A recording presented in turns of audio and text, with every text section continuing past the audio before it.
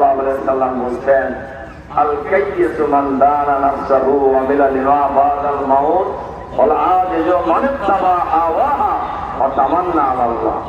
ওই ব্যক্তি হলেন বুদ্ধিমান, নিজের মন যা বলে, নাফস যা বলে, এটা করে না। আল্লাহ এবং রাসূলের বিধান অনুযায়ী জীবন যাপন করে মৃত্যুর পরবর্তী জীবনের জন্য প্রস্তুতি গ্রহণ করে। আর ওই ব্যক্তি হলেন বোকা, মন যা চায় তাই করে, আবার মনে মনে জান্নাতে যাওয়ার আশা পোষণ করে।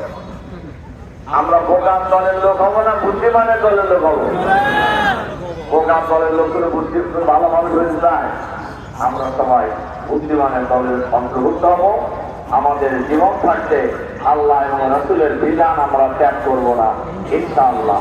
আবারও আমি আমাদের নেতা মরহুম তায়েব আলী রাহমাহুল্লাহর জন্য আল্লাহর দরবারে দোয়া করছি।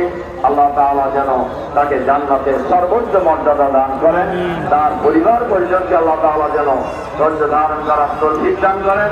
আমরা যারা তার সঙ্গী সাথী আছি, আমাদেরকেও যেন জীবনের শেষ মুহূর্ত পর্যন্ত একামতে দ্বীনের এই আন্দোলনে আল্লাহ তাআলা যেন আমাদেরকে ইস্তেকামাত রাখেন, দৃঢ় রাখেন, সামনে এগিয়ে যাওয়ার তৌফিক দান করেন।